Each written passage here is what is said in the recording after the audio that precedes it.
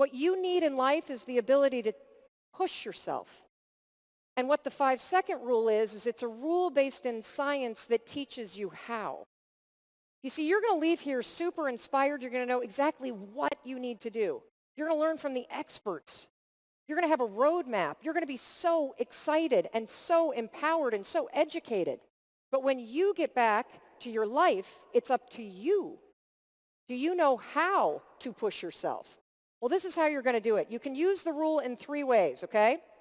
You can use it to change any behavior in the moment, and I'm going to show you examples of these. You can use it to find courage, to speak up, to show up, to do things you wouldn't normally do. You can use it for mind control. Let me show you how. So, let's say that you've got a bunch of people that you want to talk to, you want to recruit, you're excited, you go into the meeting, but they look at you like this. You're like, oh no, I'm not going to say anything today. They look like they're in a bad mood. I don't think I can do this today. Yes, you can. 5, 4, 3, 2, 1. Say it. The only thing holding you back from recruiting the team that you want, from going after the prospects that really could expand your life and business, is you. That 5-second hesitation, that's all that's holding you back. There is a 5-second window between the things that you know you should do and you actually doing them. Like this guy who learned about the 5-second rule, started a business, and he is now one of the top real estate agents for recruiting. Why? Because every time he sees somebody and has an instinct to talk to them about his business, 5, 4, 3, 2, 1, and he goes. Here's another way that you can use the rule. You know how we do that thing where you say to yourself, all right, that's it. Today I'm going to exercise, right? So you get on your exercise gear, and then you spend all day in your tights. Yes, I do that too. Or you get down to the kitchen and you're ready to, you got your joggers on and your sneakers on, and then you pick up your phone and, oh, look at that, 45 minutes later, I don't have time to do this anymore. Yes, you do.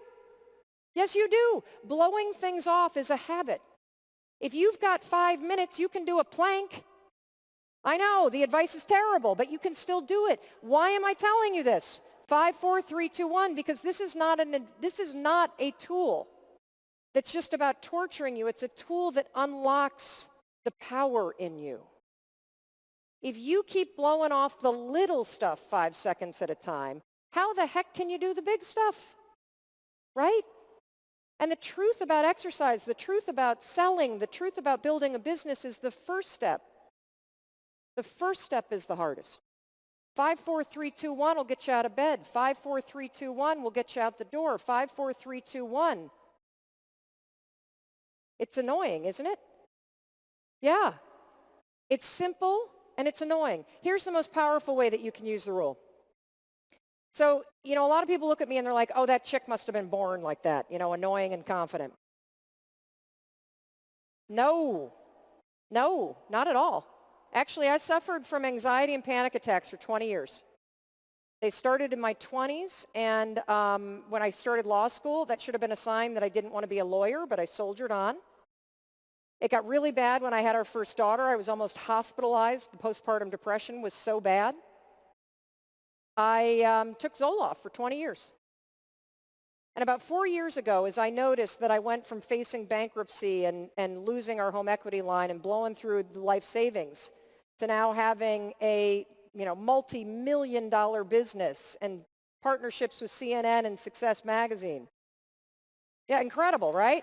And more importantly, a 20-year marriage that we just celebrated. So I started using this tool to change everything: my income, my business, my self-monitoring, being a nicer spouse, being a more patient parent. And I wondered, God, I wonder if I could use this thing to actually cure myself of anxiety. You can. Let me show you how. So I'm going to use an example that a lot of us share, which is the fear of flying. Right? You know what I do when I get on a plane? The first thing I do, I think about the plane crashing. And then I think about that one photo. You know that photo that's floating around online of the plane? It's on the ground, but there's just that hole on the side of it, and one row got sucked right out of the thing, right? And I think, oh my gosh, I'm in that row.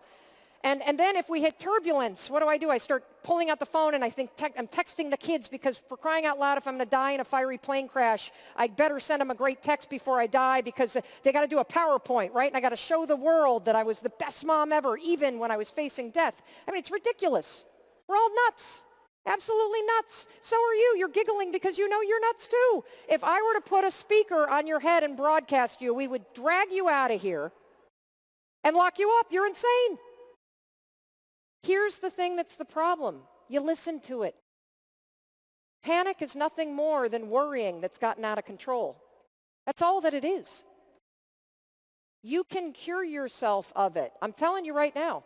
All you have to do, the moment you notice that your mind goes from the prefrontal cortex to the basal ganglia, which is where your habit of anxiety and worrying and self-doubt is, all you got to do, 5, 4, 3, 2, 1.